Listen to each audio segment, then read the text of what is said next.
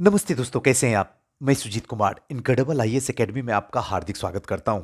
आज का वीडियो जो है बहुत ही स्पेशल है। आज के वीडियो में घटना चक्र विविध, इसके अब तक जितने भी मिसलेनियस क्वेश्चन बीपीएससी में आए हैं उन सारे क्वेश्चन को one by one with solution के साथ में बेहतरीन तरीके से आपको ट्रिक के साथ में आसान भाषा के साथ समझा दूंगा। शर्त बस इतनी है कि अगर इस वीडियो को स्टार्ट कर ही लिए हो तो शुरू से लेके अंत तक देखना, क्योंकि इस वीडियो में उन सारे प्रश्नों की चर्चा तो करूंगा ही जो अब तक बीपीएससी में पूछे गए हैं, और स्पेशली उन क्वेश्चन का पे भी प्रकाश डालने की कोशिश करूंगा जो क्वेश्चन बार बार पूछे जा रहे हैं, और साथ साथ में 67 में जिस तरीके से मिसलेनियस क्वेश्चन आने वाले हैं उसको भी सचेत करते हुए आपको समझाऊंगा, जिससे कि एकदम ये सफर आसान हो जाएगा। ये पूरा वीडियो आपका 10 से 12 नंबर एकदम सिक्योर कर देगा। यकीन नहीं है तो एक बार देख लीजिए, और 17 अप्रैल को जब एग्जामिनेशन हॉल में एंट्री कीजिएगा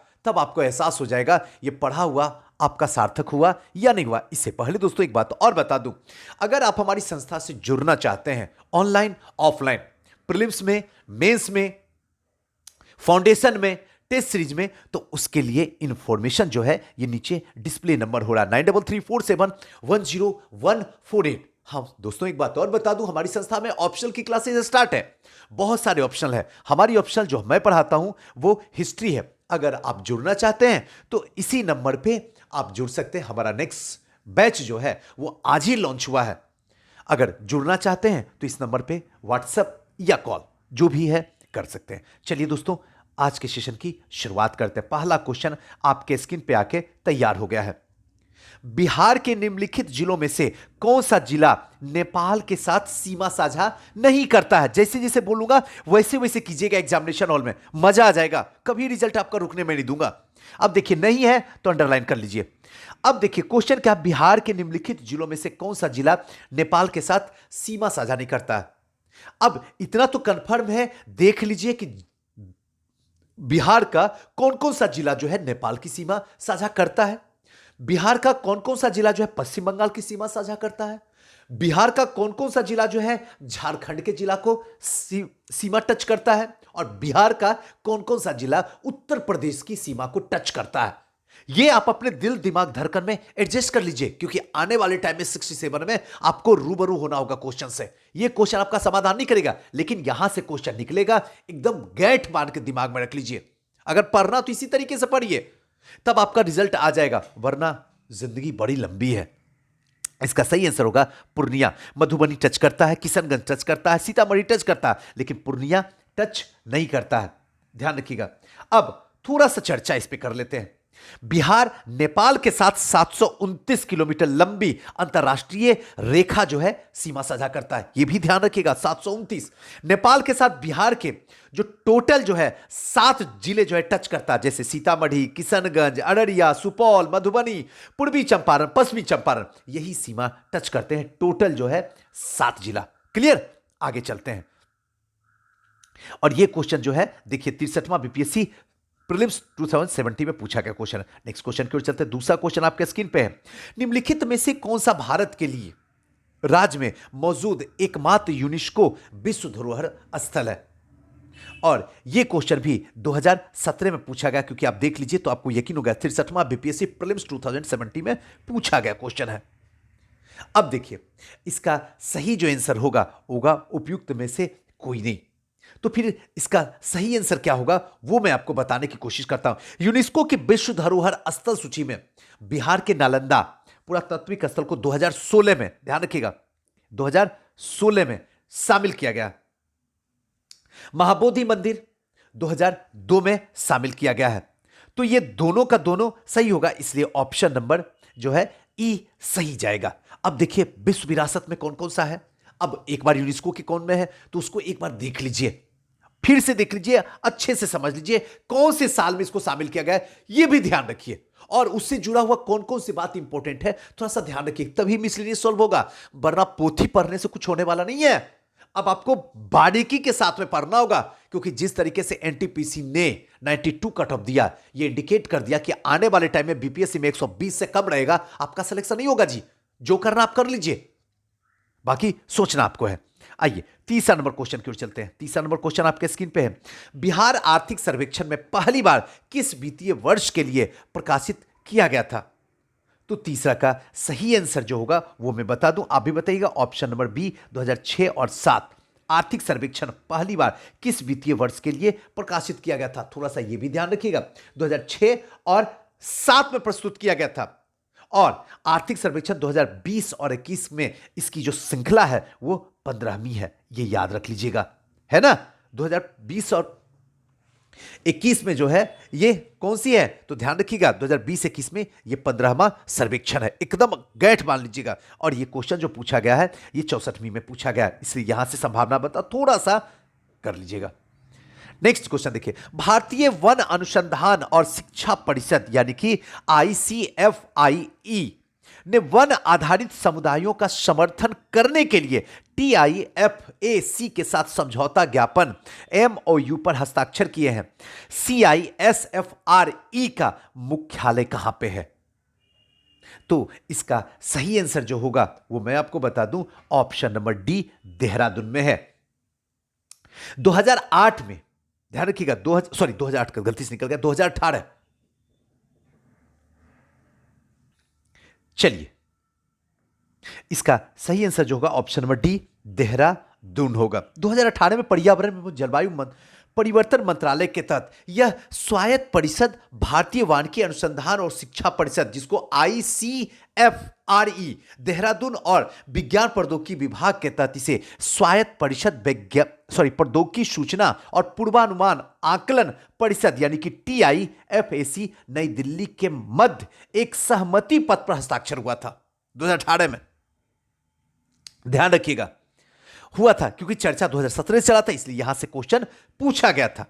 और इसका उद्देश्य सिर्फ यही है कि समुदाय की आय को बढ़ाने के उद्देश्य से किया गया था कि वहां के रहने वाले समुदाय जो है उनकी आय कैसे बढ़ाया जा सके। आइए नेक्स्ट क्वेश्चन की ओर चलते हैं। 5वां नंबर क्वेश्चन। बाढ़ सुपर थर्मल पावर स्टेशन यानी कि BSTPS किस राज्य में स्थित है? तो इसका सही आंसर होगा ऑप्शन नंबर ए बाढ़ बिहार में है, जो कि पटना जिला में आता है। Super thermal power station Bihar राज्य में यह स्थित है और वर्तमान संयंत्र यूनिट 2 से बिहार को आवंटित 1000 मेगावाट के साथ 1320 मेगावाट कोयला आधारित विद्युत उत्पादन हो रहा है इस बाढ़ के NTPC में।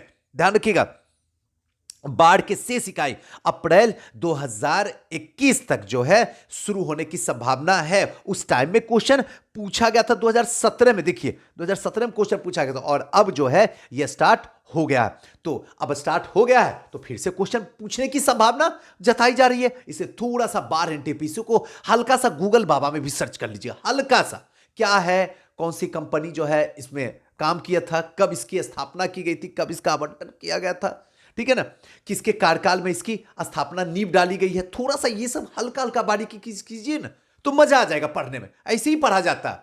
अब वो रट्टू तोता वाला पढ़ाई कीजिएगा तो रिजल्ट रुक जाएगा, सच्ची बता रहा हूं। नेक्स्ट क्वेश्चन की ओर चलते हैं। 10,000 ईसा पूर्व विश्व की जनसंख्या कितनी थी? आज से 10,000 ईसा पूर्व।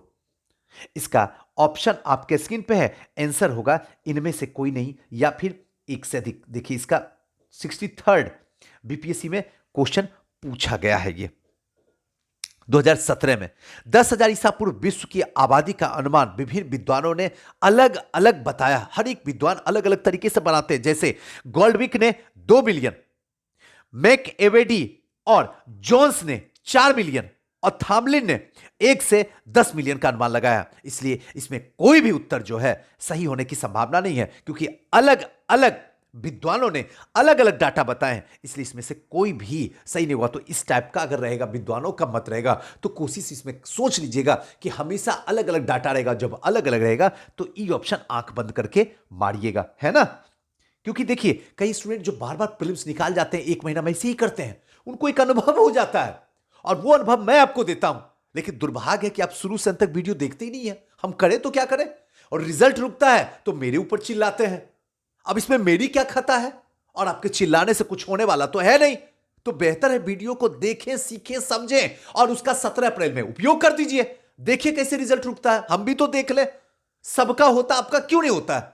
इसका पीछे यही वजह है। आइए नेक्स्ट क्वेश्चन है। पहला आदमी जिसने चांद पर अपना पैर रखा था वह है, तो सातवां का सही आंसर होगा ऑप्शन नंबर बी। ये तो आसानी जानते हैं, नील आर्मस्ट्रांग।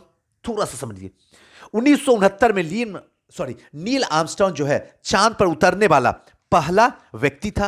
अब थोड़ा सा नील आर्मस्ट्रांग है कहां का, ये आप देख लीजिए, थोड़ा आप भी तो कुछ काम कर लीजिए, कहां का है देख लीजिए, कौन से महीने में चला था, जरा महीना देख लीजिए, हो सकता है उस महीना में पूछ दे अगली बार, तो महीना को देख लीजिए। इनके साथ कौन गया था ये देख लीजिए, किस सैटेलाइट में ये गए थे, वो थोड़ा सा देख लीजिए, नाम उसका क्या था। क्लियर है, तो थोड़ा सा ये सब देखिए, मजा आ जाएगा। उसी के बस अपोजिट भारत से कौन गए हैं उनके बारे में थोड़ा सा देख लीजिए। ये सब कीजिए ना अपने से, थोड़ा सब कुछ हम थोड़ी करेंगे, कुछ आपको भी करना होगा, तब जो पढ़ने का मजा आएगा ना, कहिएगा सुजीत सर इसको सही में कहते हैं पढ़ाए और दिल से जिया जाता, तभी आपका रिजल्ट होगा। बिहार का अद्वितीय त्योहार कौन सा है? अद्वितीय त्योहार कौन सा है? ये 56वीं से 59वीं में पूछा गया, देख लीजिए स्क्रीन पे डिस्प्ले हो रहा है ना, 56वीं से 59वीं प्रीलिम्स 2015 में पूछा गया। इसका सही आंसर जो होगा वो होगा ऑप्शन नंबर डी, छठ पूजा। सबसे महत्वपूर्ण क्षेत्रीय त्योहार छठ पूजा है। बिहार का महापर्व इसको कहा जाता है, जो दिवाली का ठीक 6 दिन के बाद जो है ये आता है, जिसमें सूर्य अस्त और सूर्य के टाइम में सूर्य देव को जो है उनकी पत्नी उषा की पूजा की जाती है, अर्घ्य दिया जाता है। ये चीज तो आप हमसे बेहतर ही जानते हैं, इसमें कुछ बताने वाली बात तो है नहीं। और भारत में हिंदुओं द्वारा मनाए जाने वाला ये त्योहार जो है एक बहुत बड़ा त्योहार माना जाता है। चलिए नेक्स्ट क्वेश्चन की ओर चलते हैं। 9th नंबर क्वेश्चन क्या कहता है? निम्नलिखित में से कौन सा शहर राष्ट्रीय राजमार्ग 2 NH2 पर स्थित नहीं है? अब थोड़ा सा NH के बारे में हल्का हल्का जानकारी ले लीजिए। इसका सही आंसर जो होगा वो होगा, जिस अकॉर्डिंग 2011 में पूछा गया है, इसके हिसाब से अगर देखा जाए तो राजमार्ग 2 में असम डिब्रूगढ़ से होकर मिजोरम तक जाता है, असम से लेकर मिजोरम तक, ध्यान रखिएगा NH2 असम से मिजो तक। लेकिन इसमें कोई भी ऑप्शन नहीं है, देख लीजिए कोई भी नहीं है, और उस टाइम में ई ऑप्शन था नहीं 2011 में, 53वीं से 55वीं में, इसलिए इसमें कोई भी ऑप्शन सही नहीं होगा। तो ये एक स्टार मार्क क्वेश्चन है। चलिए नेक्स्ट है 10वां नंबर क्वेश्चन। ये कब पूछा गया देख लीजिए, 53वीं से 55वीं 2011 का क्वेश्चन क्या है जरा देख लेते हैं। एकदम मंथन करना है, जो ये है वो याद रहे या ना रहे ये जरूरी नहीं है, लेकिन इसी के अकॉर्डिंग अब आपको काम करना है। बिहार में निम्नलिखित के द्वारा विमान सेवाएं उपलब्ध कराई जाती है, किसके द्वारा उपलब्ध करवाई जाती है बिहार में? तो 2011 के अकॉर्डिंग है, तो इसमें भी थोड़ा सा क्या है, स्टार मार्क ही है। स्टार मार्क क्या है? वर्तमान में अनेक विमान कंपनियां जो है बिहार में सेवाएं उपलब्ध कराई जा रही, जैसे एयर इंडिया हो गया, एयर इंडिया एक्सप्रेस भी हो गया, किंग फिशर तो अब तो खैर खत्म हो गया, उस टाइम की कहानी थी, उस टाइम में था। गो एयर हो गया, इंडिगो हो गया, स्पाइस जेट हो गया, जेट एयरवेज हो गया, सहारा हो गया, सहारा भी अब बेसहारा ही हो गया, रॉयल नेपाल एयरलाइंस हो गया, ठीक है ना। ये सब जो है एक प्रमुख था, और बिहार लोक सेवा आयोग के द्वारा इस प्रश्न का मूल्यांकन बाहर कर दिया गया था, इसको हटा दिया गया था, ध्यान रखिएगा।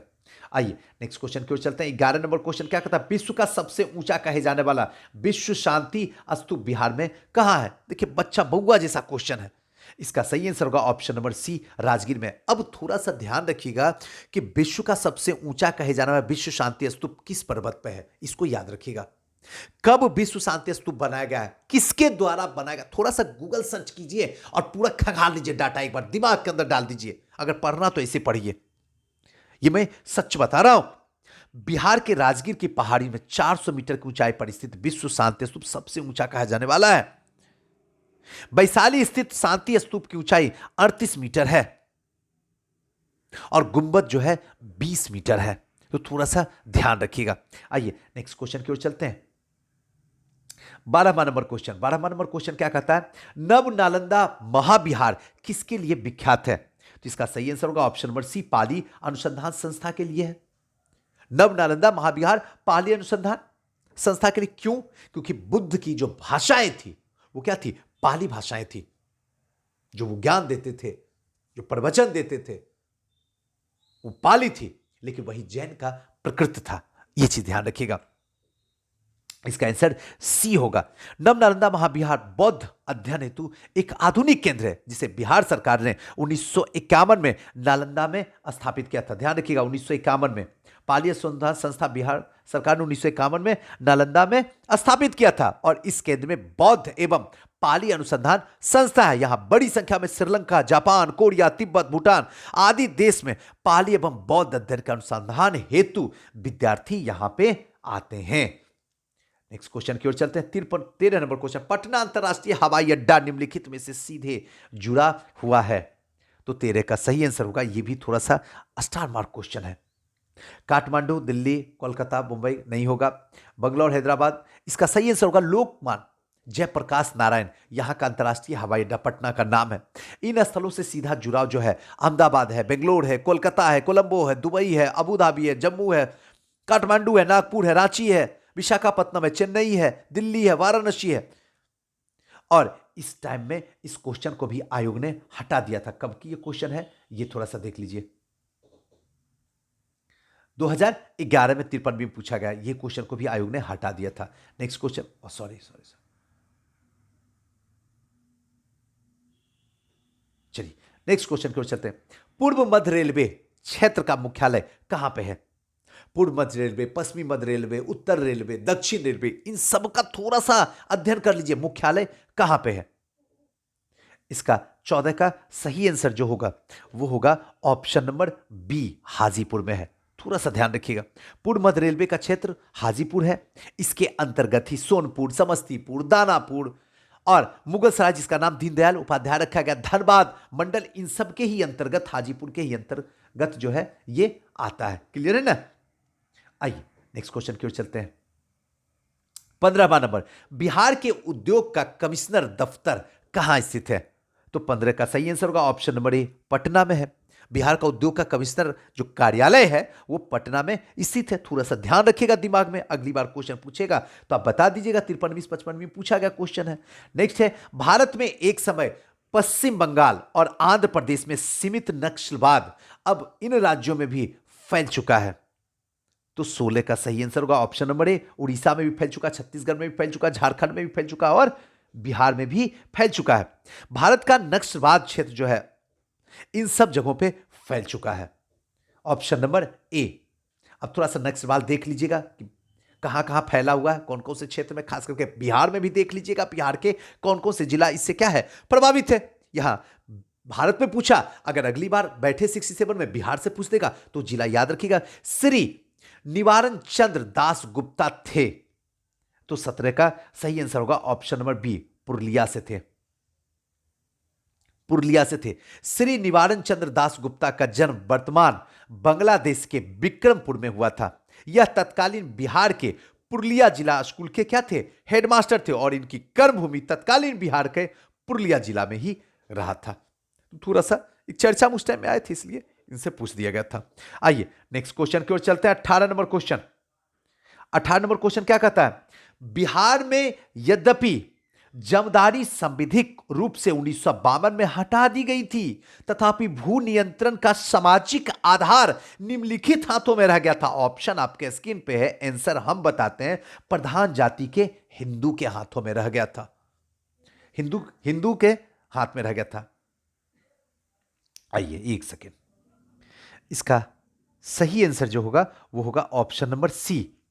1950 में बिहार सरकार के द्वारा बिहार भूमि सुधार अधिनियम पारित कर दिया गया, जिसे सर्वोच्च न्यायालय ने पूरी तरीके से प्रस्तुति दे दी। 1954 और 1959 में इसमें संशोधन फिर से किया गया, लेकिन इस अधिनियम में कुछ व्यवस्था ऐसी थी जिसके तहत वे घर, बगीचा, तालाब, पुस्तकालय, व्यापार आदि के उद्देश्य से जमीन का एक बड़ा हिस्सा अपने पास रख सकते थे। किसके लिए? बगीचा के लिए, तालाब के लिए, पुस्तकालय के लिए, व्यापार के लिए, घर के लिए। इसके अलावा कानून का क्रियान्वयन धीमा होने के कारण वे भी जमीन पर प्रधान जातियों का कब्जा बना रह गया। कानून धीमा रह गया, प्रधान जाति जो थे हिंदू, इनका जो है इस पे वर्चस्व बना रह गया। आइए नेक्स्ट क्वेश्चन की ओर चलते हैं। नेक्स्ट क्वेश्चन जो है 19वां नंबर आपके स्क्रीन पे आ गया है। बिहार के प्रमुख समाचार पत्र बिहारी के संपादक थे। ये तो बच्चा वाला क्वेश्चन, आसानी से बता दीजिएगा। ऑप्शन नंबर डी, बाबू महेश्वर प्रसाद सर। बिहार के जो प्रमुख समाचार पत्र था बिहारी, उसके संपादक जो थे बाबू महेश्वर प्रसाद। एकदम रट जाइए, याद कर लीजिए, 53वीं में पूछा गया क्वेश्चन है। Sorry sorry. नेक्स्ट क्वेश्चन जो है, दक्षिण गंगोत्री स्थित है 20वां। इसका सही आंसर होगा कहां पे, तो अंटार्कटिका में स्थित है। श्वेत महादेश के नाम से प्रसिद्ध जो है दक्षिण गोलार्ध में स्थित अंटार्कटिका में स्थापित भारत का पहला अनुसंधान केंद्र है। ध्यान रखिएगा, दक्षिण गंगोत्री जिसका नाम है, पहला अनुसंधान केंद्र है, जिसे 1984 में स्थापित किया गया था। गूगल में खोजने की जरूरत नहीं है, आप हमारी बात को सुनते जाइए और रिकॉल कीजिए माइंड में। 1984 में, जितना बोलता हूं लिखते जाइए ताकि मजा आते रहे, दिमाग में रखा रहे। 1984 में स्थापित किया गया था और अंटार्कटिका में स्थापित भारत का दूसरा स्थायी जो शोध केंद्र है उसका नाम मैत्री है। पहला गंगोत्री और दूसरा मैत्री। अंटार्कटिका के लार्स मैनहिल क्षेत्र में भारत का तीसरा अनुसंधान केंद्र स्थापित किया गया और जिसका नाम है भारती। पहला गंगोत्री, दूसरा मैत्री और तीसरा भारती। याद रह जाएगा ना, गंगोत्री से मित्रता किया और मित्रता किसने किया, तो भारती ने किया। अगर इस तरीके से पढ़िएगा तभी रिजल्ट होगा। ऐसे रिजल्ट की कोई कल्पना करना बहुत बड़ी बेवकूफी होगी। ऐसे ही अब पढ़ना होगा अगर रिजल्ट आपको 120 प्लस देना है तो, बाकी आपकी इच्छा। 21वां नंबर क्वेश्चन आपके स्क्रीन पे आ गया है, जवाब दीजिए मुझे। निम्नलिखित में से कौन सी पुस्तक तिलक ने लिखी है और 53वीं से 55वीं में पूछी गई पुस्तक है ये। पहला ऑप्शन आपके स्क्रीन पे है। सही आंसर जो है हम बता रहे हैं आपको, ऑप्शन नंबर बी, गीता रहस्य जो है तिलक के द्वारा लिखी गई है। तो इसको ध्यान रखिएगा, गीता रहस्य नामक जो ग्रंथ था वो लोकमान्य की उपाधि से विभूषित बाल गंगाधर तिलक ने मंडेला जेल में लिखा था। थोड़ा सा समझ लीजिए गीता रहस्य क्या है, किसने लिखा, थोड़ा सा समझ लीजिए, और कब लिखा, ये तो एकदम इंपॉर्टेंट है। नेक्स्ट टाइम जो पूछेगा ये कब लिखा गया है, उस समय पूछेगा क्या, तिलक के द्वारा लिखा गया गीता रहस्य मंडेला जेल में कौन से साल लिखी गई थी। हवा आपकी निकल जाएगी और आपको लगेगा सुजीत सर इतना आसान बउआ वाला क्वेश्चन हाथ से निकल गया। तो इसके लिए थोड़ा सा ध्यान दीजिए, निश्चिंत रहिए, सतर्क रहिए, सजग रहिए और जैसे बताता हूं वैसे पढ़िए तो रिजल्ट आ जाएगा, बाकी आपकी इच्छा। नेक्स्ट क्वेश्चन की ओर चलते हैं। 22वां नंबर क्वेश्चन आपके स्क्रीन पे आ गया है। पुस्तक 1984 किसके द्वारा लिखी गई है। अब एक चीज ध्यान रखिए, ये सब जो पुस्तक बोला जा रहा है ना, ये कहीं न कहीं उस साल में चर्चा रहा है। अब इस टाइम में जो पुस्तक है और खास करके हिस्ट्री से रिलेटेड है, हिस्ट्री से, तो उस जो पुस्तक है उसके राइटर कौन है, कब ये लिखा गया है, इसका थीम क्या था, इसको एकदम दिमाग में बांध लीजिए क्योंकि आने वाले टाइम में मिसलेनियस यानी कि विविध में क्वेश्चन पूछा जाएगा। अब पूछा जा रहा है 1984 किसके द्वारा लिखा गया है, तो इसका सही आंसर होगा option number C, George Orwell के द्वारा। अब थोड़ा सा जॉर्ज ऑरवेल के बारे में पढ़ लीजिए कि आखिर जॉर्ज ऑरवेल कौन था। क्लियर है, आइए आते हैं नेक्स्ट क्वेश्चन की ओर चलते हैं। चलिए 23वां नंबर क्वेश्चन को देखते हैं और आप लोग तैयार हो जाइए आंसर देने के लिए। खेल कूद में उत्कृष्टता के लिए कौन सा पुरस्कार दिया जाता है। अब ऑप्शन आपके स्क्रीन पे है, इसका सही आंसर जो होगा ऑप्शन नंबर बी, अर्जुन पुरस्कार। अब देखिए थोड़ा सा अर्जुन पुरस्कार को समझ लीजिए कि पहला कौन सा व्यक्ति था जिसको अर्जुन पुरस्कार मिला था। अर्जुन पुरस्कार शुरू कब हुआ है, किसके नाम से शुरू हुआ है, ठीक है ना। बस इतना 3-4 फैक्ट को ध्यान रखिए। यकीन मानिए मिसलेनियस में 15 में 12 से कम आएगा नहीं, यकीन मानिए, एक बार कीजिए तो सही से, और यही आपको अब करना भी होगा। तो इसका सही आंसर जो होगा वो होगा अर्जुन पुरस्कार बी। अब थोड़ा सा समझिए, खेलकूद की उत्कृष्टता के लिए यह पुरस्कार जो है सर्वोच्च है, लेकिन राजीव गांधी खेल रत्न पुरस्कार अब मेजर ध्यानचंद पुरस्कार है। राजीव गांधी खेल रत्न पुरस्कार जो है तथा अर्जुन पुरस्कार खिलाड़ियों के उन 4 साल की उपलब्धि के आधार पर दिए जाते हैं। 4 साल, अब यह भी एक इंपॉर्टेंट है, ध्यान रखिएगा। दोनों राजीव गांधी खेल रत्न पुरस्कार भी और अर्जुन पुरस्कार भी 4 साल की जो उपलब्धियां होती उसी के आधार पर यह अर्जुन पुरस्कार दिया जाता, और यह पुरस्कार राष्ट्रीय युवा खेल मंत्रालय के द्वारा दिया जाता, जिसको वो बोलेगा उसी को मिलेगा। राजीव खेल रत्न तथा अर्जुन पुरस्कार प्रतिवर्ष प्रदान किया जाता, हर साल इसे दिया जाता ना किसी को जो उसके लायक रहता, जिसका 4 साल के कैरियर में बेस्ट परफॉर्मेंस रहता है। राजीव गांधी खेल रत्न के तहत खिलाड़ियों को एक मेडल, ध्यान रखिएगा, राजीव गांधी खेल रत्न के पुरस्कार के तहत एक मेडल, एक प्रमाण पत्र, 7.5 लाख रुपया नगद दी जाती है और अर्जुन पुरस्कार के तहत खिलाड़ियों को एक प्रतिमा, एक प्रमाण पत्र और 5 लाख राशि दी जाती है। लीजिए, खड़े खड़े सब कुछ आपका क्लियर हम कर दिया, अब आपको गूगल के पास जाना भी नहीं है। 24वां नंबर क्वेश्चन आपके स्क्रीन पे आ गया। निम्नलिखित में से किस विदेशी नागरिक को भारत रत्न प्रदान किया गया है? ऑप्शन आपके स्क्रीन पे है। तो इसका सही आंसर जो होगा वो होगा ऑप्शन नंबर ए, नेल्सन मंडेला, जिनको भारत रत्न, पहले विदेशी हैं जिनको भारत रत्न दिया गया। नेल्सन मंडेला को दक्षिण अफ्रीका के थे गोरे सरकार के विरुद्ध जो है गांधीवादी मूल्यों के आधार पर आंदोलन चलाना और दक्षिण अफ्रीका के गोरे सरकार के द्वारा फैलाई गई जाति विद्वेष को समाप्त करने के लिए 1990 में भारत रत्न पुरस्कार दिया गया था।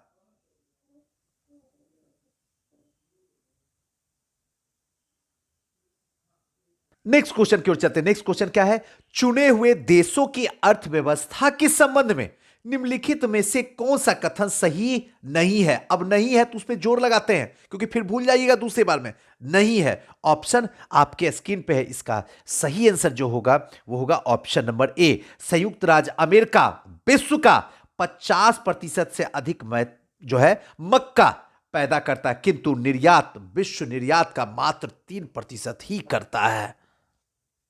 अब अगर वर्तमान में ऑस्ट्रेलिया जो है विश्व का सबसे बड़ा, अगर देखा जाए ऑस्ट्रेलिया जो है विश्व का सबसे बड़ा 25% ऊन उत्पादक करता है और 40% निर्यातक है। न्यूजीलैंड ऑस्ट्रेलिया के बाद दूसरा स्थान आता है नूर ऊन निर्यातक में। न्यूजीलैंड में भेड़ों की कुल संख्या जो है,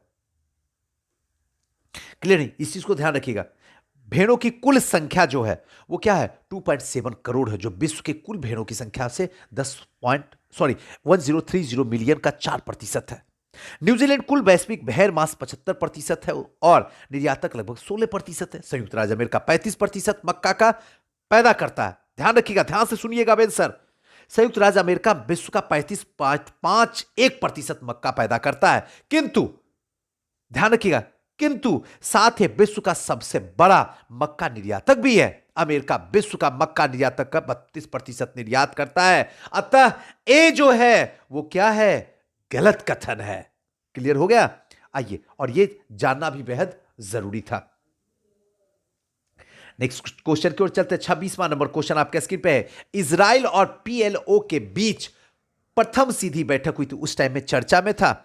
ये 1992 और 93 के टाइम में है।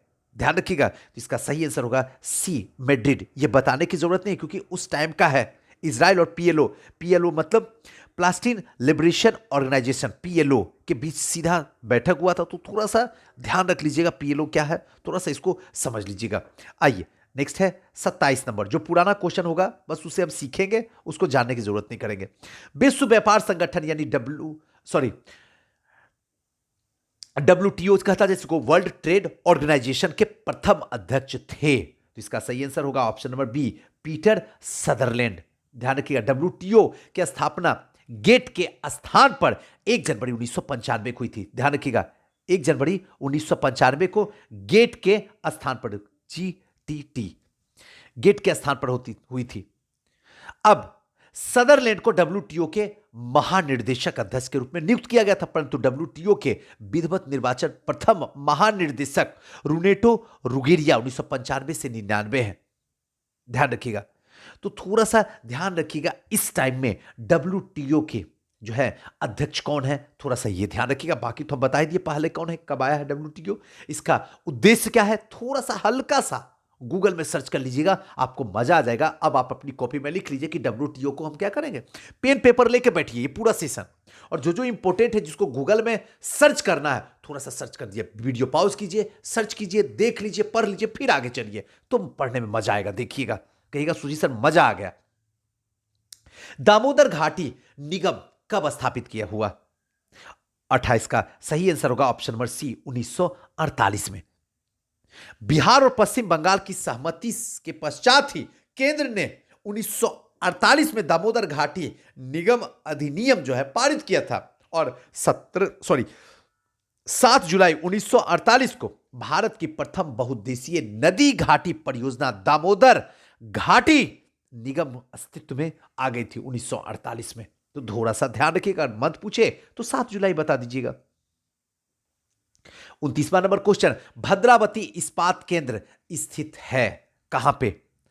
29 का सही आंसर होगा ऑप्शन नंबर बी, भद्रा नदी पे। ध्यान रखिएगा, भद्रावती इस्पात केंद्र कर्नाटक राज्य के बाबू बुदन पहाड़ी, थोड़ा सा देख लीजिएगा, बाबू बुदन पहाड़ी किस लिए प्रसिद्ध है? श्रृंखला के समीप भद्रा नदी पर स्थित है। बाबू बुदन श्रृंखला की पहाड़ी से मिलता क्या क्या है? तो लोहा, मैगजीन, चूना पत्थर, ये सब चीज जो है ये बाबू बुदन पहाड़ी जो कहां पे है? कर्नाटका में है। भद्रावती इस्पात केंद्र कर्नाटका में। थोड़ा सा समझिए, ऐसे पढ़िएगा ना तभी रिजल्ट आएगा। आप हो सकता है इस समय आप मुझे गलत सेंस से अपने माइंड में रख लें, लेकिन यकीन मानिए जिस दिन रिजल्ट आपका रुकेगा उस दिन सबसे करीब अगर दिल के रहेंगे तो सिर्फ मैं ही रहने वाला हूं, क्योंकि उस दिन दिल एहसास करवाएगा, काश इस सेशन को अगर दिल से जी लिए होते तो मेरा रिजल्ट आज नहीं रुकता और मैं मेंस लिखता। यही 2 नंबर ने मुझे बर्बाद कर दिया। लेकिन जब चिड़िया चुग गई खेत तो पछताने से क्या फायदा है? इसलिए कभी ऐसी जिंदगी में ना, इसका ध्यान रखिएगा। स्वर्णिम त्रिकोण का तात्पर्य है, तो इसका सही आंसर होगा option number C, Thailand, Myanmar आदि नशीली पदार्थों के उत्पादन वाले क्षेत्र से है। यह 1996 का पुराना है क्वेश्चन, इसलिए इसमें ज्यादा दिमाग लगाना ही नहीं है ना? सही बात। आइए, लेकिन थोड़ा सा चर्चा में देख लीजिएगा स्वर्णिम त्रिकोण है क्या। अगर देखा जाए, मैं थोड़ा सा हल्का सा चर्चा कर दूं इसके ताकि मजा आ जाए। दक्षिण पूर्व एशिया में 4 देश है, म्यांमार हो गया, लाओस हो गया, वियतनाम हो गया, थाईलैंड है। और दक्षिण पूर्व एशिया का दूसरा कुख्यात अवैध अफीम उत्पादन का क्षेत्र जो है वो अफगानिस्तान है। ध्यान रखिएगा, और अफगानिस्तान, पाकिस्तान तथा ईरान को मिलाकर बनने वाले क्षेत्र को क्या कहते हैं? स्वर्णिम अर्धचंद्र। ध्यान रखिएगा, स्वर्णिम अर्धचंद्र किसको किसको मिला के? तो पाकिस्तान को, अफगानिस्तान को और ईरान को मिला के ही स्वर्णिम अर्धचंद्र कहते हैं। क्लियर हो गया? आइए नेक्स्ट क्वेश्चन की ओर चलते हैं। South Asian coalition on child servitude report के अनुसार भारत में बंधुआ बच्चों की संख्या कितनी है? तो 31 का सही आंसर होगा ऑप्शन नंबर बी, और यह क्वेश्चन 1994 के तहत पूछा जा रहा है। क्लियर है?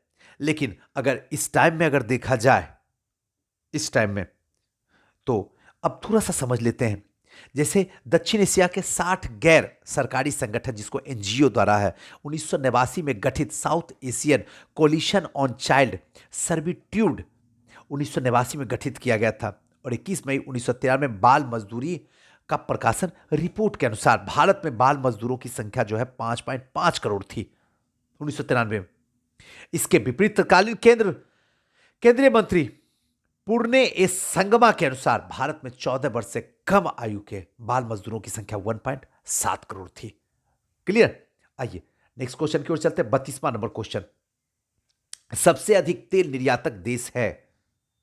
तो 32 का सही आंसर होगा ऑप्शन नंबर डी, सऊदी अरब। सऊदी अरब जो है खनिज तेल निर्यात में लंबे समय से पहले स्थान पे बना हुआ है, जबकि दूसरे स्थान पे रूस है। थोड़ा सा देख लीजिएगा, दूसरे स्थान पे रूस है, तीसरे स्थान पे भी थोड़ा देख लीजिएगा। नेक्स्ट क्वेश्चन की ओर चलते हैं। प्रकाश पादुकोण किस क्षेत्र से संबंधित हैं? प्रकाश पादुकोण, इसका सही आंसर होगा ऑप्शन नंबर ए, बैडमिंटन से संबंधित है। बस थोड़ा सा ध्यान रख लीजिएगा। आइए नेक्स्ट क्वेश्चन, ये प्रकाश पादुकोण वही है जो आप जानते होंगे, एक अभिनेत्री हैं दीपिका पादुकोण, उन्हीं के पिताजी श्री है। आइए नेक्स्ट क्वेश्चन की ओर चलते हैं। 34वां नंबर क्वेश्चन, एवरेस्ट शिखर पर चढ़ने वाली दूसरी भारतीय महिला थी? तो इसका सही आंसर होगा option number B, Santosh Yadav. Option number B, Santosh Yadav, Haryana राज्य की निवासी। ध्यान रखिएगा, थोड़ा सा चर्चा कर देता हूं। हरियाणा राज्य की निवासी, भारत तिब्बत सीमा पुलिस में अधिकारी संतोष यादव एवरेस्ट शिखर पर विजय प्राप्त करने वाली दूसरी भारतीय महिला थी। एवरेस्ट शिखर पर 2 बार चढ़ने वाली विश्व की गिनी चुनी महिलाओं में से एक संतोष यादव ने प्रथम बार 1992 में और दूसरी बार 1993 में एवरेस्ट शिखर पर विजय प्राप्त की थी। उनकी इस उपलब्धि पे भारत सरकार ने उनको वर्ष 2000 में पद्मश्री से सम्मानित किया था, जबकि बछेंद्री पाल प्रथम भारतीय महिला थी जो 1984 में एवरेस्ट शिखर पर चढ़ी थी। बछेंद्री पाल पहली भारतीय महिला थी एवरेस्ट पे चढ़ने वाली, और एवरेस्ट पे दूसरी महिला जो थी वो संतोष यादव थी। और ये संतोष यादव 2 बार लगातार 1992 और 93 में भी चढ़ी थी। बस इतना ध्यान रखिएगा, मजा आ जाएगा। आइए नेक्स्ट क्वेश्चन की ओर चलते हैं।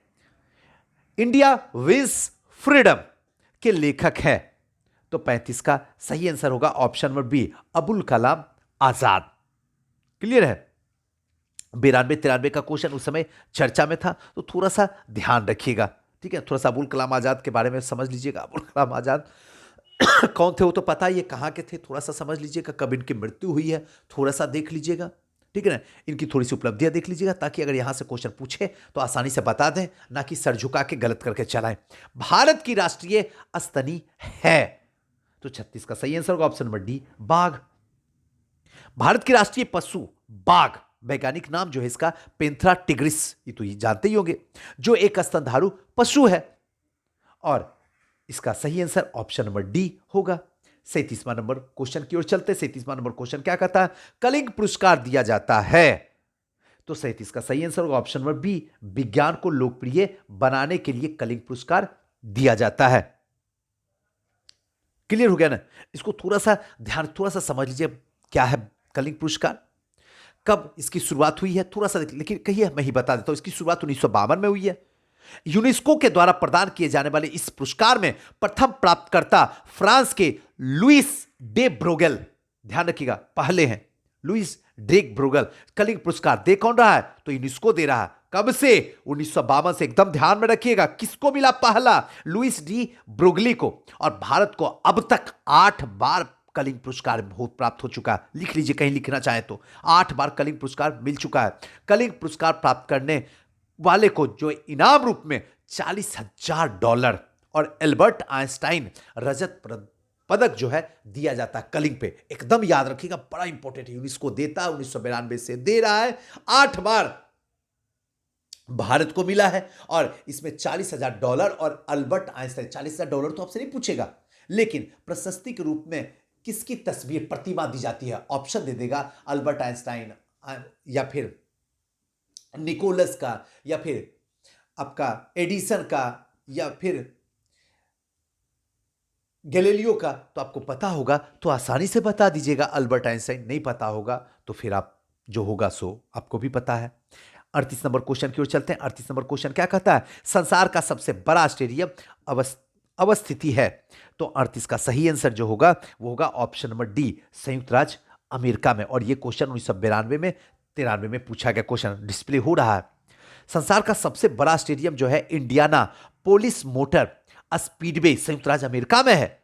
1909 में निर्मित यह विश्व का सर्वाधिक दर्शक क्षमता वाला यह स्टेडियम है, जिसमें 2,57,000 दर्शक बैठने की है, जिसे बढ़ाकर अब 4 लाख कर दिया गया है। इसके विपरीत कोरिया गणराज्य के प्योंग में स्थित जो फुटबॉल का सबसे बड़ा स्टेडियम है, जिसको एडग्राडो डे स्टेडियम कहा जाता है, जिसमें दर्शक की क्षमता 1.5 लाख है। यानी 4 लाख पहले जो कि अमेरिका में है, और दूसरा नंबर पे जो आता है वो कोरिया का आता है, जिसमें 1.5 लाख है। चलिए आइए नेक्स्ट क्वेश्चन की ओर चलते हैं। 39वां number, autobiography of an unknown India, sorry, इसका सही आंसर होगा option number A, Neeraj C Chaudhuri. Neeraj C Chaudhary.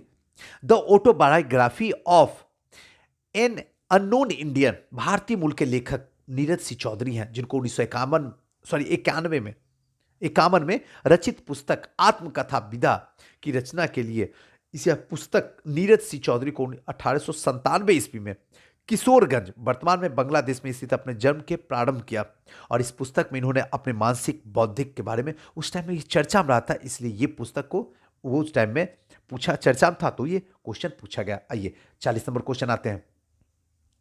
Anita Roddick किसकी लेखिका है? आजकल पुस्तक लेखक पे थोड़ा सा ज्यादा कमान कीजिएगा, ये चीज तो क्लियर हो गया है। तो इसका सही आंसर है option number C, business and unusual.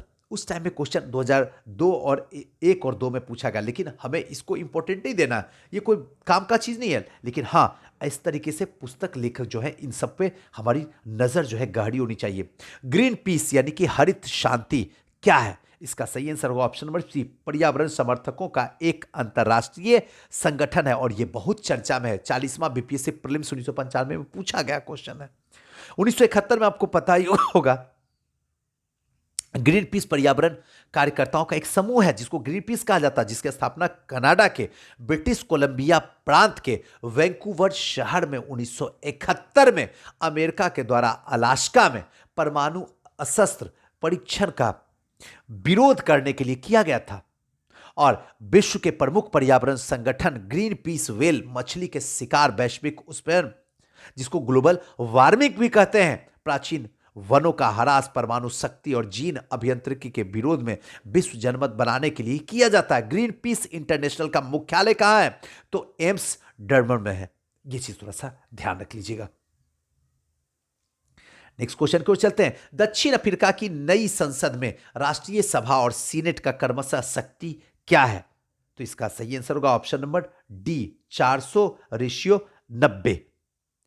अब राष्ट्रीय सभा, दक्षिण अफ्रीका की नई संसद जो है उसमें 400 सीटें हैं दक्षिण अफ्रीका के संविधान के अनुसार। अब थोड़ा सा बदला है, इस चीज को ध्यान रखें, विभिन्न पार्टी का चुनाव होता है। यदि किसी राजनीतिक दल को चुनाव का 40% वोट मिलता है दक्षिण अफ्रीका में, तो वह राष्ट्रीय सभा में उसे 40% अर्थात 160 सीटें प्राप्त होगी। और सीनेट, दक्षिण अफ्रीका के संसद के दूसरे सदन को स्थापित सीनेट को जो है 1994 में किया गया था। 1996 में संविधान को अंगीकृत करके सीनेट का नाम बदलकर राज्यों का राष्ट्रीय परिषद कर दिया गया और इसकी सदस्य की संख्या जो थी वो 90 थी, इसलिए वहां उस समय में चर्चा में था। इसीलिए यहां से क्वेश्चन 1995 में पूछा गया था। हमें तो कोई मतलब नहीं, बस देख लेना कि किस टाइप से कहां से क्वेश्चन पूछा जा रहा है, उसी के अकॉर्डिंग आज के बाद हम न्यूज़पेपर में उसी न्यूज को कट करेंगे, उसी न्यूज को लिख लेंगे। बस स्टैच्यू ऑफ लिबर्टी बना हुआ है ऑप्शन नंबर डी, संयुक्त राज्य अमेरिका में। और अभी जो है पटेल की मूर्ति बनी हुई है। थोड़ा सा भगवान के लिए इंटरनेट में चर्चा करके खोज लीजिए क्या है पटेल, कब बने हैं, कौन कंपनी बना रही है, कहां का, कौन से कंट्री का है, इसमें कितना लंबा है, कितना ऊंचा है, थोड़ा सा ये सब देख लीजिएगा। क्लियर है? आइए 44वां नंबर क्वेश्चन आता है। वह भाषा जो भारत में हिंदी के बाद वक्ताओं की दूसरी सबसे अधिक संख्या में बोली जाती है वह है? तो 44 का सही आंसर जो होगा इसमें कोई भी नहीं है। सब स्टार 2011 के जनगणना के आधार पर अगर देखा जाए, क्लियर है, देखा जाए तो तेलुगु हिंदी के बाद जो है वक्ताओं की तीसरी जो है सबसे अधिक बोली जाने वाली भाषा है। हिंदी के बाद वक्ताओं की तीसरी बोली जाने वाली है तेलुगु। जनगणना के आधार पर अगर देखा जाए भारत में, तो तेलुगु हिंदी के बाद जो है तीसरी संख्या में है। अब हिंदी 41% है जो कि पहले स्थान पे है, बंगाली 8%, तेलुगु 7.19 है, मराठा 6.9 है। क्लियर है? तो उस हिसाब से अगर दूसरी की बात की जा रही है तो यहां पे बंगाली है जो कहीं भी दूर तक ऑप्शन में कहीं दिख ही नहीं रहा है, तो इसलिए यहां पे जो है स्टार मार्क है। तो ध्यान रखिएगा, पहला हिंदी तो दूसरा बंगाली है और तीसरा तेलुगु। एकदम गांठ बांध लीजिए दिमाग में। यहां जो बोली जाती है भाषा भारत में, वो पहला जो है हिंदी है जो कि 41% है, बंगाली 8 है और तेलुगु 7.1 है, उसके बाद मराठी है। आइए, लेकिन नजदीकी जो होगा वो तेलुगु सही होगा अगर उस हिसाब से देखा जाए तो। आइए नेक्स्ट क्वेश्चन 45वां नंबर, यूनेस्को का कार्य भाषाएं हैं, तो इसका सही आंसर होगा ऑप्शन नंबर डी, अंग्रेजी, फ्रेंच और रूसी कार्य भाषाएं। यूनेस्को के रूप में जो 6 भाषाएं प्रयुक्त होती है, यहां पे ऐसे 3 यहां पर दिया हुआ 6 भाषाएं होती है, चीनी, अंग्रेजी, फ्रेंच, रशियन, अरबी और स्पेनिश। ये जो है टोटल 6 भाषाएं जो है यहां पे यूज होती है। नेक्स्ट क्वेश्चन की ओर चलते हैं। नेक्स्ट क्वेश्चन जो है 46वां नंबर, लाइफ डिवाइन नामक पुस्तक के लेखक हैं, इसका सही आंसर होगा option number C, Arvind Ghosh. Life divine, Arvind Ghosh 2 भागों में से लिखे, 58 अध्यायों में विभक्त किया गया इस पुस्तक को। इस पुस्तक में अरविंद घोष ने अपने अंतर ज्ञान के आधार पर पश्चिमी विचार, पूर्वी अध्यात्म का संश्लेषण प्रस्तुत किया है और आध्यात्मिक कविता, सावित्री, गीता, निबंध आदि लेखों की कविता भी इसके माध्यम से लिखा गया है। 47वां, द मूर्स लास्ट साई के लेखक हैं, तो इसका सही आंसर होगा ऑप्शन नंबर बी, सलमान रुशीद।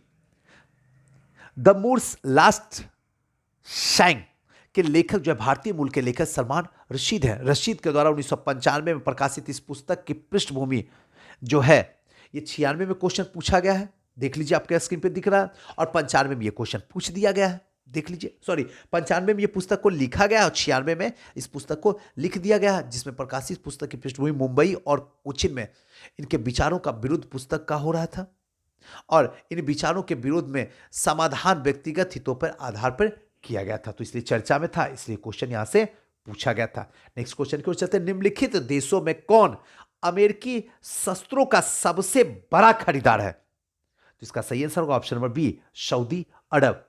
ध्यान रखिएगा, सऊदी अरब। आइए अब थोड़ा सा देख लीजिएगा शस्त्रों में भारत का क्या स्थान है, क्लियर है, ये जानना जरूरी है। भारत कितने नंबर पे है, दूसरे नंबर पे कौन है, इस सबको थोड़ा सा देखिएगा। संत कबीर के सम्मान में मगहर महोत्सव प्रारंभ किया गया था, वर्ष मगहर महोत्सव, तो 49 का सही आंसर होगा ऑप्शन नंबर ए, 1987 में।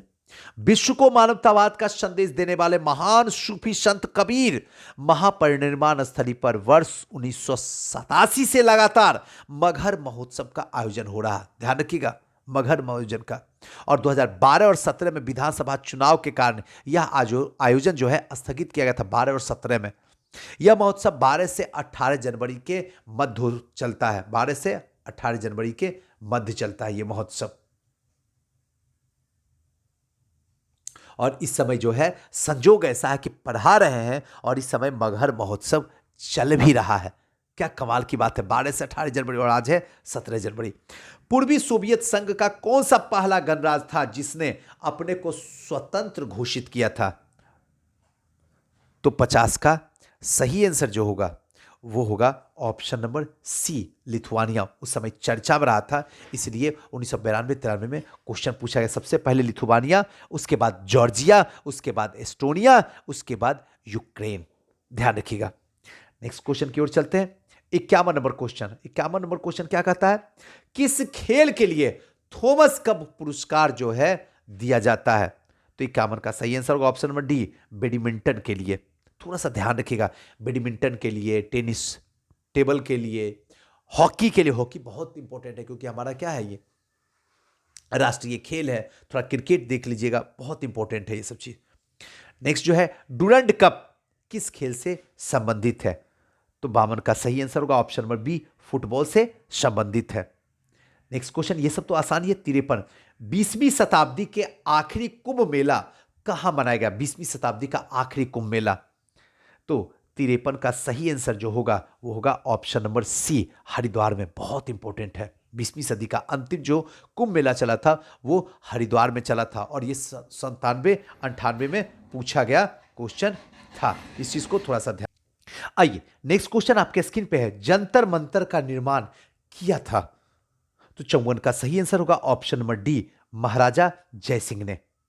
ऑप्शन नंबर डी, महाराजा जयसिंह ने। जयपुर स्थित जंतर मंतर का निर्माण सवाई राजा जयसिंह ने किया था, और यह मुबारक महल के बाहरी प्रांगण में स्थित है जंतर मंतर, क्लियर है। अब थोड़ा सा इसके बारे में जान लीजिएगा, क्या है, थोड़ा सा ज्योतिष से है, थोड़ा सा इसको चीज को समझ लीजिएगा। आइए नेक्स्ट है 55 नंबर क्वेश्चन। एक वयस्क भारतीय हाथी का भार लगभग कितना होता है? एडल्ट हाथी जो होता है उसका भार लगभग कितना होता है? इसका सही आंसर होगा ऑप्शन नंबर सी, 5000 किलोग्राम होता है। 1992-93 में क्वेश्चन पूछा गया 48वां में।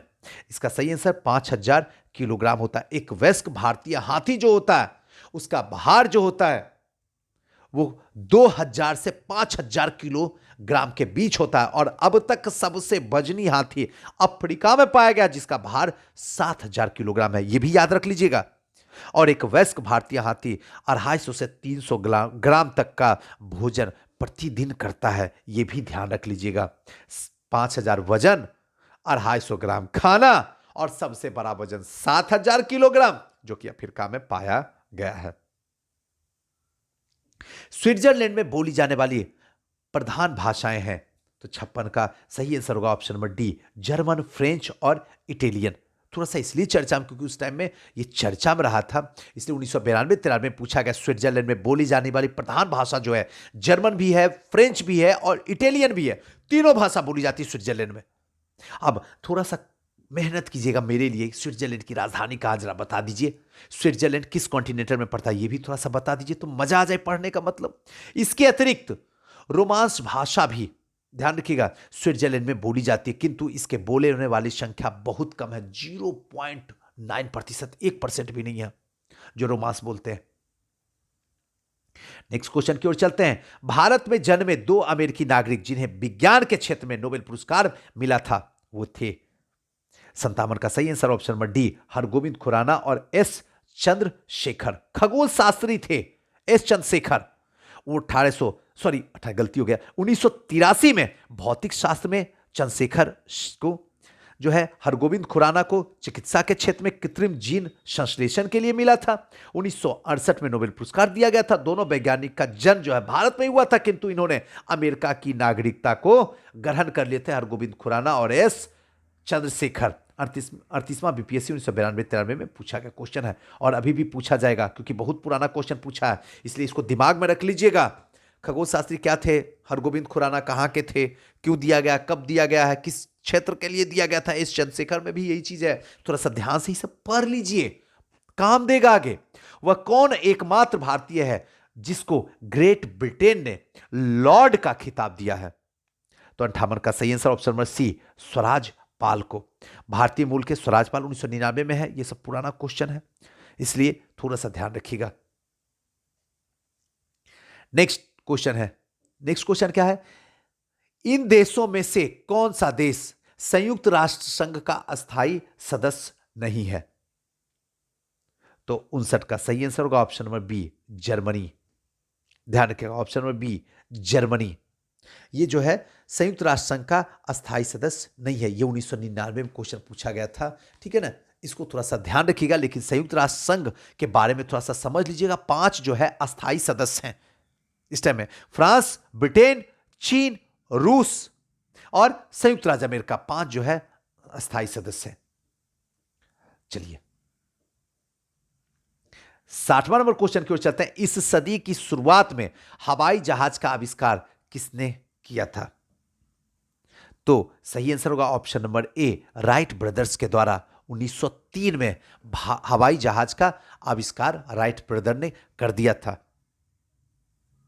आइए नेक्स्ट क्वेश्चन की ओर चलते हैं।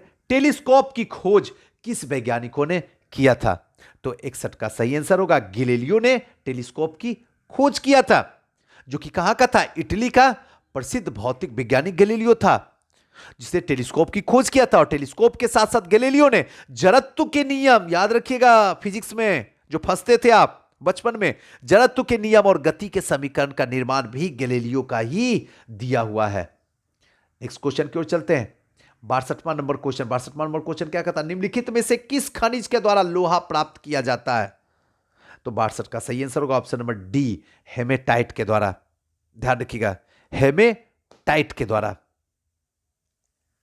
नेक्स्ट है 63 नंबर क्वेश्चन क्या है, गुटनिरपेक्ष आंदोलन नन एलिजमेंट के नेता कौन था, तो 63 का सही आंसर होगा ऑप्शन नंबर बी, भारत।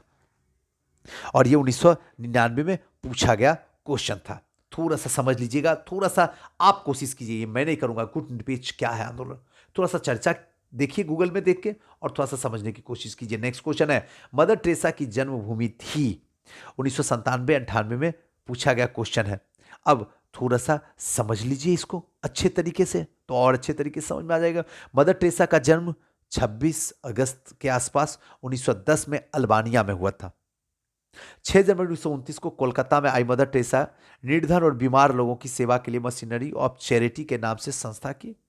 कुष्ठ रोगियों और नशीले पदार्थ से लती लोगों, दीन दुखियों के लिए निर्मल हृदय नामक संस्था की स्थापना करते हैं। और मदर टेरेसा वर्ष 1979 में नोबेल शांति पुरस्कार से इनको सम्मानित किया गया था। और उसके बाद जो है पहली मदर टेरेसा महिला थी जिनको नोबेल पुरस्कार ये इंडिया में दिया गया था।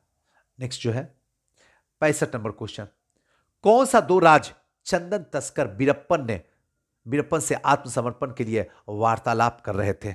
65 नंबर क्वेश्चन, उस समय बहुत चर्चा था 97-98 में, ऑप्शन नंबर सी, कर्नाटका और तमिलनाडु, दोनों जो है वीरप्पन से आत्मसमर्पण के लिए कोशिश कर रहे थे। नेक्स्ट जो है 66 नंबर, अंतरिक्ष विज्ञान पर अनुसंधान और विकास का श्रेय जाता है? 66 का सही आंसर होगा option number B, V Sarabhai को। भारत में अंतरिक्ष विज्ञान पर अनुसंधान के विकास की प्रेरणा स्रोत सुप्रसिद्ध अंतरिक्ष वैज्ञानिक डॉक्टर विक्रम साराभाई रहे थे और वर्ष 1962 में गठित भारतीय राष्ट्रीय अंतरिक्ष अनुसंधान समिति के प्रथम अध्यक्ष डॉक्टर वी साराभाई थे। डॉक्टर साराभाई की अध्यक्षता में उक्त समिति ने वर्ष 1969 में पुनर्गठित करके भारतीय अंतरिक्ष अनुसंधान संगठन इसरो का नाम दे दिया था 1969 में, इसलिए इसको भी आप याद रख लीजिएगा। नेक्स्ट क्वेश्चन जो हमारा है, नेक्स्ट क्वेश्चन जो है, परमाणु ऊर्जा में भारतीय कार्यक्रम के जनक हैं? तो 67 का सही आंसर ऑप्शन नंबर बी, यानी कि एच जे भाभा। भारतीय परमाणु ऊर्जा कार्यक्रम के जनक डॉक्टर होमी जहांगीर भाभा। 10 अगस्त 1948 को डॉक्टर होमी जहांगीर भाभा की अध्यक्षता में परमाणु ऊर्जा आयोग का गठन किया गया था और डॉक्टर भाभा ने 3 चरण वाले परमाणु ऊर्जा जनन के कार्यक्रम को निर्धारित किया था और भारत का परमाणु ऊर्जा कार्यक्रम क्रमशः इसी दिशा में आगे भी बढ़ा था। 68वां नंबर क्वेश्चन, थोड़ा सा ध्यान रखिए, सचेत रहिए, सतर्क रहिए। और चलिए नेक्स्ट क्वेश्चन की ओर चलते हैं। नेक्स्ट क्वेश्चन क्या कहता है, शांति उद्देश्यों हेतु परमाणु शक्ति का उपयोग करने में भारत किस देश में बहुत ही ज्यादा आगे है? तो 68 का सही आंसर जो होगा ऑप्शन नंबर बी, पाकिस्तान से। अब देखिए, शांति उद्देश्य हेतु परमाणु शक्ति का उपयोग करने के लिए भारत किस देश से ज्यादा, 1994 में क्वेश्चन पूछा गया, इसका सही आंसर होगा पाकिस्तान। क्लियर है? आइए नेक्स्ट क्वेश्चन की ओर चलते हैं। भारत में निर्मित टैंक का नाम है? तो 69 का सही आंसर होगा ऑप्शन नंबर बी, अर्जुन। और यह क्वेश्चन 1992-93 में पूछा गया, लेकिन समझिए कि जो चर्चा में रहा है उसी को पूछा गया। भारत में के द्वारा जो है स्वदेशी निर्मित मुख्य टैंक जो है अर्जुन 1993 में सफल परीक्षण किया गया था और फिर क्वेश्चन उसी साल पूछ लिया गया था। भारतीय सेना में इसको शामिल किया गया था, जिसे रक्षा विकास अनुसंधान, गलती हो गया, विकास रक्षा एवं अनुसंधान विकास डीआरडीओ द्वारा जो है भारतीय हैवी इलेक्ट्रिक लिमिटेड वेल और अर्थ मूवी वेम के आदि के सहयोग से इसे किया गया था। आइए नेक्स्ट क्वेश्चन की ओर चलते हैं। 70 नंबर क्वेश्चन चलते हैं। महाहाजिर कौम आंदोलन क्या था? बताइए। महाजिर कौमी आंदोलन क्या था? बताइए। इसका सही आंसर होगा ऑप्शन नंबर बी, पाकिस्तान में बसे उत्प्रवासी मुसलमानों का एक राजनीतिक दल था। और यह क्वेश्चन जो पूछा गया 1995 में पूछा गया, बस इतना थोड़ा सा ध्यान रख लीजिएगा, ठीक है ना। और इसके नेता जो थे अल्ताफ हुसैन। 71 number question. अब देखिए, अगर इस सेशन को आप देख लीजिएगा ना, रियली बता रहा हूं, आप समझ जाइएगा कि मिसलेनियस क्वेश्चन 15 क्वेश्चन कहां से आयोग दागेगा और जहां आसानी से आप निकल के चल जाइएगा बाहर। अब आपका क्लियर हो जाएगा अगर इस पूरी की पूरी सेशन को देख लीजिएगा तो। बाकी आपकी इच्छा। न्यूजीलैंड में पाए जाने वाला उड्डयनहीन पक्षी है जो उड़ नहीं सकता है। इसका सही आंसर होगा option number C, kiwi. Kiwi New Zealand का राष्ट्रीय पक्षी है। पक्षी वर्ग में शामिल कीवी उड़ नहीं सकता है, परंतु बहुत तेजी से दौड़ता है, उड़ नहीं सकता जबकि पक्षी है। नेक्स्ट क्वेश्चन है, चिपको आंदोलन क्या है? तो 72 का सही आंसर होगा ऑप्शन नंबर बी, वृक्षों को बचाने के लिए एक आंदोलन किया गया। थोड़ा सा चिपको आंदोलन क्या है समझ लीजिएगा, कब यह किया गया है, इसके पीछे का क्या उद्देश्य था, कौन इसके नेता थे, थोड़ा सा आप भी कीजिए, मैं तो बताऊंगा ही। भाले कुल्हाड़ी चमकेंगे, हम पेड़ों पे चिपकेंगे। भाले कुल्हाड़ी चमकेंगे और हम पेड़ों पे चिपकेंगे। पेड़ों पर हथियार उठेंगे, हम भी उनको साथ कटेंगे। पेड़ों पे हथियार उठेंगे और हम भी उसी के साथ कट जाएंगे। इसी नारे के साथ 1973-74 में पेड़ों को बचाने के लिए एक मंडल जो है चमोली की महिलाओं ने गौरा देवी के नेतृत्व में पेड़ को काटने से बचाने के लिए पेड़ों से चिपककर अहिंसक आंदोलन शुरू कर दिया, चिपको आंदोलन। चंडी प्रसाद भट्ट, सुंदरलाल बहुगुणा आदि पर्यावरणविदों ने चिपको आंदोलन को विश्व में एक पहचान दिला दी, जिसने बताया कि पेड़ों पे हथियार उठेंगे, हम भी उनके साथ कटेंगे। और यही चिपको आंदोलन था सुंदरलाल बहुगुणा के नेतृत्व में और बहुत ही सफल हुआ था, देश दुनिया तक फैला हुआ था। क्वेश्चन पूछ दिया गया। ऑपरेशन ब्लैक बोर्ड सरकारी योजना है इसका सही आंसर ऑप्शन नंबर बी, विद्यालय शिक्षा और राष्ट्रीय कार्यक्रम को सुधारने के लिए ऑपरेशन ब्लैक बोर्ड है। उस टाइम 1992-93 में पूछा गया था। जो अब देखिए थोड़ा सा इसको समझिए, 1987-88 में से प्रारंभ हुआ था, ठीक है, ऑपरेशन ब्लैक बोर्ड। और प्रत्येक विद्यालय में 2 बड़े कमरे, कम से कम 2 शिक्षक, इसकी आवश्यक सामग्री होती थी। आगे चल के 2002 और 3 में यह योजना जो है सर्व शिक्षा अभियान में शामिल कर दी गई। जो ऑपरेशन ब्लैक बोर्ड है वो सर्व शिक्षा अभियान में शामिल कर दिया गया। आइए नेक्स्ट क्वेश्चन की ओर चलते हैं। 74 नंबर क्वेश्चन को देखते हैं। 74 नंबर क्वेश्चन क्या कहता है, स्टार टीवी का मालिक कौन है? इसका सही आंसर होगा option number C, Rupert Murdoch. थोड़ा सा उस टाइम में चर्चा में रहा होगा। अभी जैसे चर्चा में आता जी टीवी, तो थोड़ा सा जी टीवी क्योंकि पूरी तरीके से सरकार के लिए पूरी तरीके से समर्पित है, तो जी टीवी क्या है, या फिर स्टार का फुल फॉर्म क्या होता है, satellite television for the Asian region, इसी को स्टार कहा जाता है, इसी से स्टार टीवी होता है, satellite television for the Asian region. वैसे एबीपी मतलब क्या होता है, आनंद बाजार पत्रिका, ठीक है। इस सब चीज को थोड़ा सा समझिएगा, है ना। आइए 75 नंबर क्वेश्चन को देखते हैं। पंचशील की मुख्य विशेषता थी। इसका सही आंसर होगा देशों के मध्य मित्रता और शांतिपूर्ण सह अस्तित्व। क्लियर है, ऑप्शन नंबर डी। थोड़ा सा समझिएगा पंचशील के सिद्धांत क्या थे, थोड़ा 1-2 पॉइंट जो है हम आपको बता देते हैं, लेकिन ध्यान रखिएगा। उत्तरी कोरिया के पश्चात भारत और चीन के बीच एक व्यापक समझौता के बीच जो है बातचीत प्रारंभ होती है, और इस वार्ता में भारत और तिब्बत के क्षेत्र में वाणिज्य और अन्य संबंधों के विषय में भारत चीन संधि 1954 को हस्ताक्षर किए जाते हैं। और इस समझौता में पंचशील के 5 समझौते में उल्लेख चर्चा होता। पंचशील के सिद्धांत जो है एक दूसरे के प्रादेशिक अखंडता संप्रभुता के लिए पारस्परिक सम्मान की भावना का आचरण करना, दूसरा अनाक्रमण अर्थात एक दूसरे के आक्रमण ना करना, एक दूसरे पर किसी भी तरीके का आक्रमण न करना, और एक दूसरे के आंतरिक मामलों में हस्तक्षेप न करना, परस्पर समानता और मित्रता की भावना रखना, और शांतिपूर्ण सह अस्तित्व। यही 5 सिद्धांत जो है किया गया था पंचशील की मुख्य विशेषताएं में। नेक्स्ट क्वेश्चन की ओर चलते हैं। 76 नंबर क्वेश्चन आपके स्क्रीन पे। प्रथम भारतीय उपग्रह आर्यभट्ट कब छोड़ा गया था? तो 76 का सही आंसर ऑप्शन नंबर बी, 19 अप्रैल 1975 को। आर्यभट्ट जो है बेंकालुरु में रूसी केंद्र से कॉस्मोस रॉकेट से 19 अप्रैल 1975 को छोड़ा गया था, और इस उपग्रह के माध्यम से भारत में उपग्रह शैक्षणिक टेलीविजन का प्रयोग शुरू हो गया था 1975 से। नेक्स्ट क्वेश्चन की ओर चलते हैं। 77 नंबर क्वेश्चन, रामेश्वरम किस राज्य का हिस्सा है? तो 77 का सही आंसर जो होगा वो होगा ऑप्शन नंबर सी, तमिलनाडु।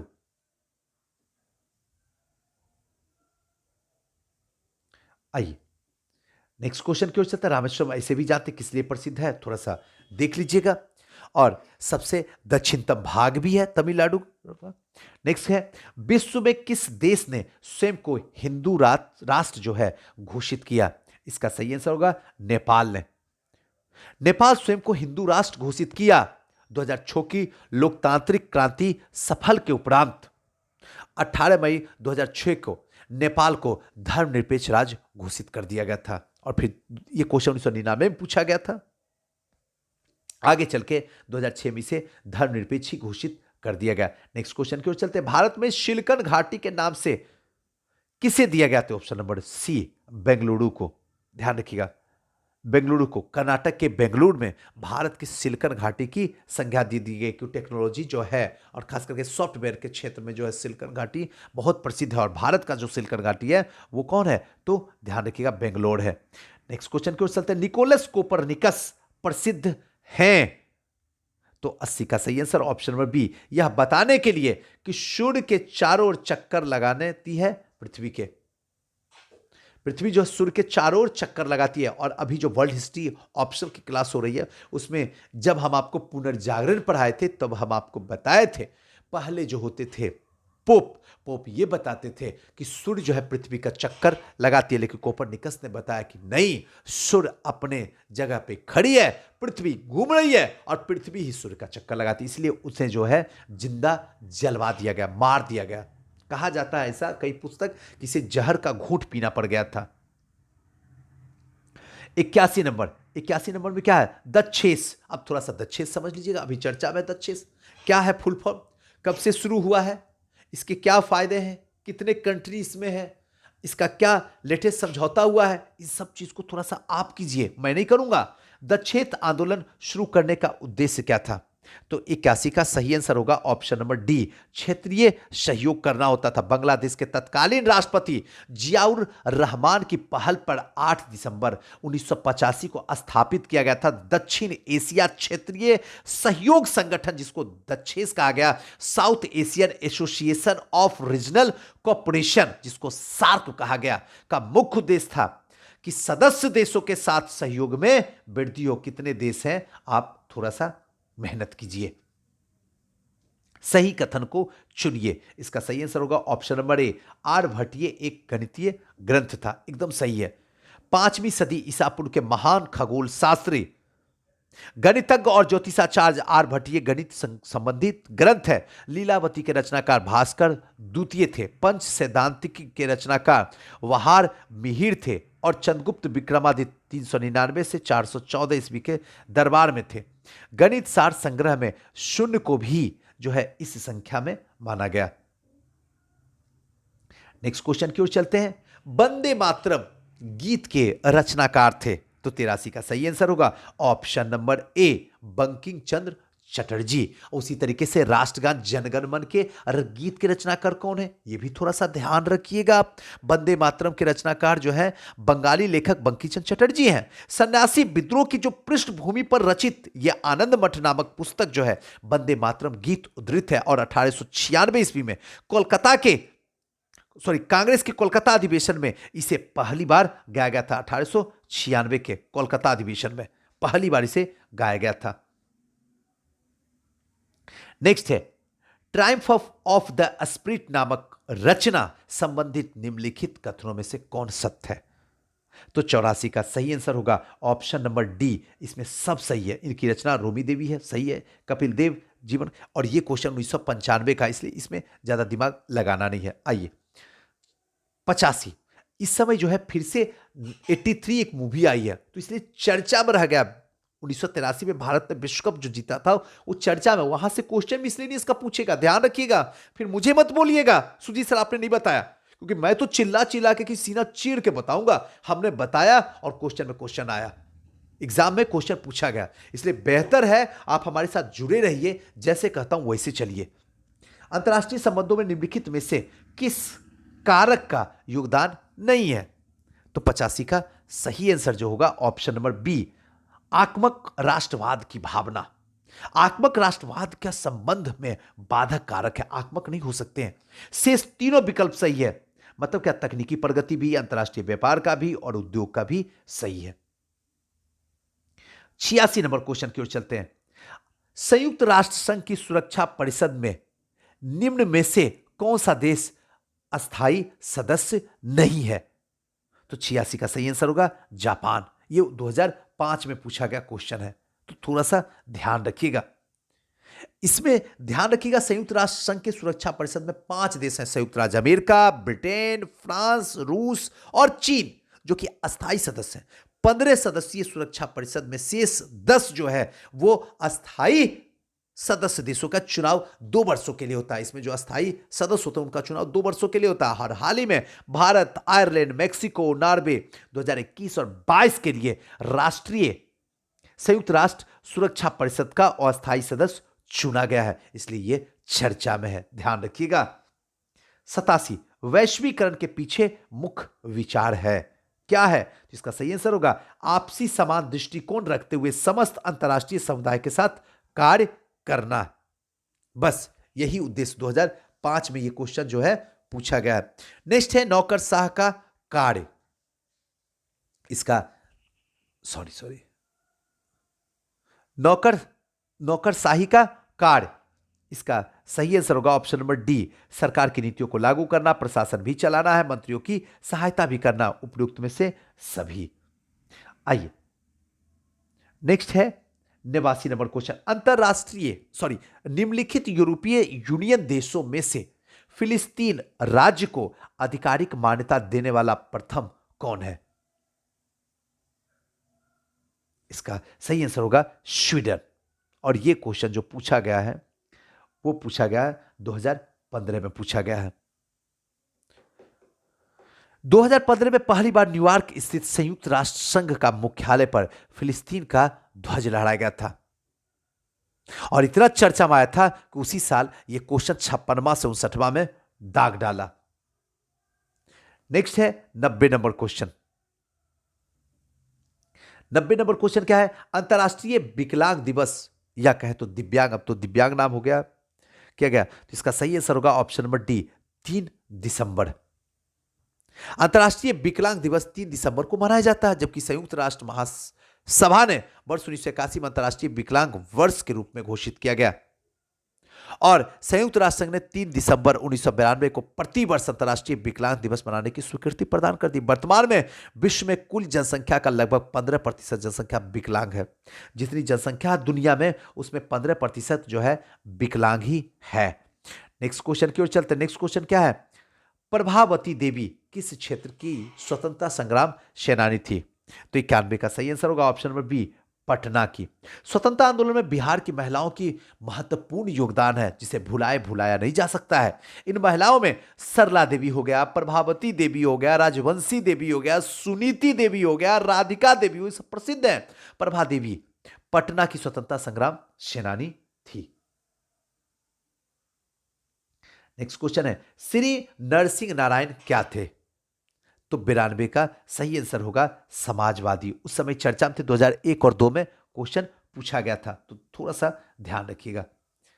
नेक्स्ट है, श्री जगत नारायण लाल की पत्नी का नाम था? तो 93 का सही आंसर होगा श्रीमती राम प्यारी।